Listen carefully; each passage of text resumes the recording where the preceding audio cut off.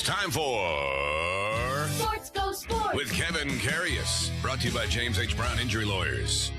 All right, Karius is over here from Sports 1440 to talk a little bit about what's going on in the sport world. By the way, I found a thing yesterday on social media. It's a Swedish woman who gives us instructions on how. No, it's not like that. Yeah, I know. Both you and me went right to that there. It's not like the social media thing showing the speed skater woman that always undoes her top after every race.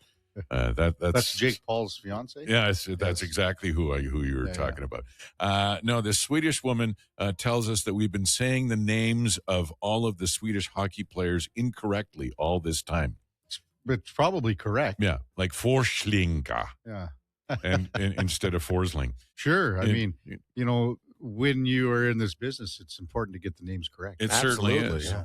And if so many people can't get it correct, then the guy whose name is incorrect, he just says, just say it however He doesn't you care. want it. There's actually a picture that just signed the Philadelphia Phillies. He was there for years.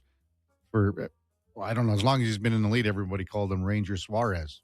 Yeah. And it's Ron Herr Suarez. Ron Herr Ranger. All right. Yesterday, I watched part of it, and I was demoralized, so I shut it off. And Team Canada, the women lose because their captain is out with an injury, and they lose 5-0 to the U.S. That's the biggest margin of loss that they've experienced in international They've play. been dominated here by the American women for 7 games now. If you go back to the rivalry series, 2 of the games were here in Edmonton too. Yeah. So I think a lot of people in our city, would have went to the games and had a look at what the differential is between the talent level and the level of play between these two teams. And it is not even close right now. So as you mentioned, Marie-Philippe Poulin did not play, the captain, best player that they have probably. If she were in the lineup yesterday, would it have made a difference? Only if they had about 6 more of her, because she was that. They weren't even close. That U.S. team, they have got some big bodies on that team. They're better. They're stronger. They're faster. They're quicker.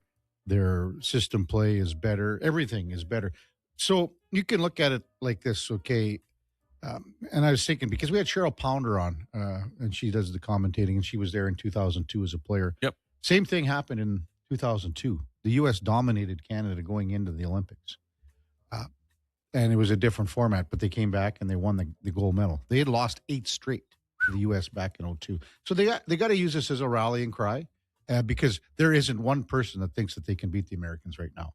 So that belief has Hopefully to come. the team does, yeah.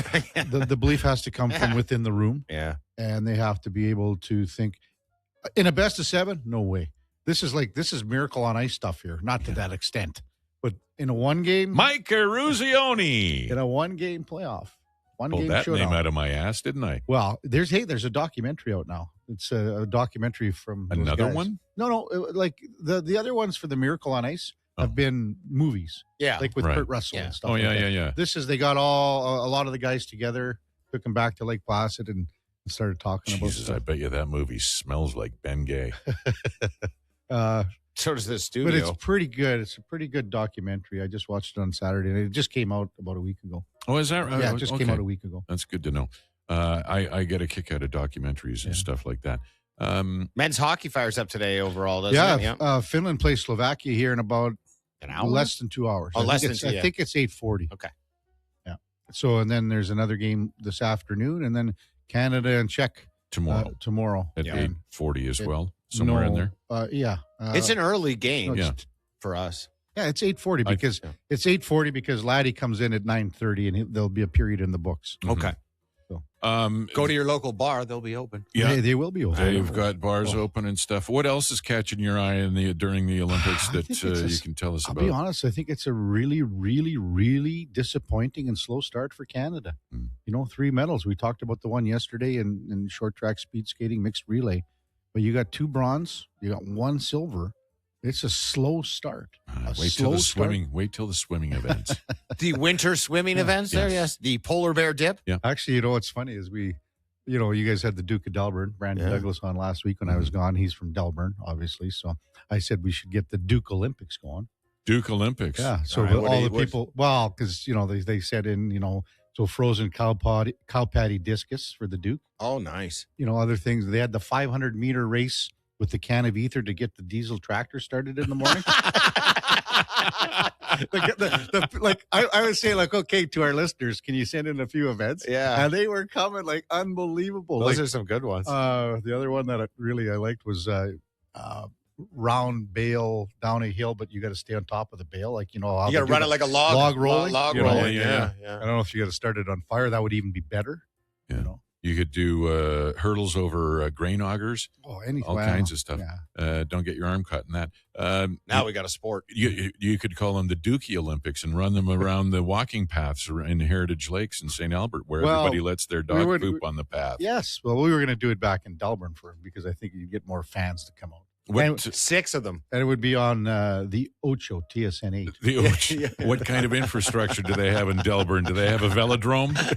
It doesn't matter. Whatever. The Delburne Velodrome? I was just thinking because when you said about swimming, and I was thinking, okay, now, because he talked about chopping ice with an axe, maybe, you chop an ice and then you got to dive in and then get to the next spot underwater to the next hole.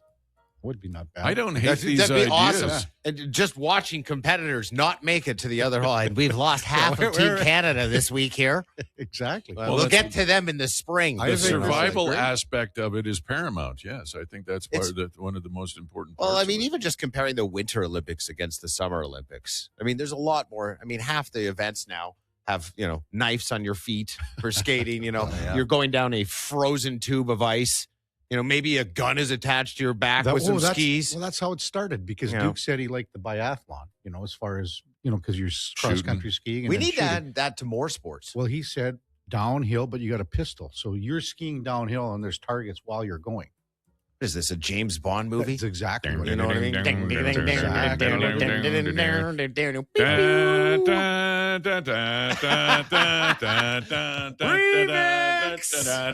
Kevin Karius, Sports Goes Sports. Thank you very much, James H. Brown.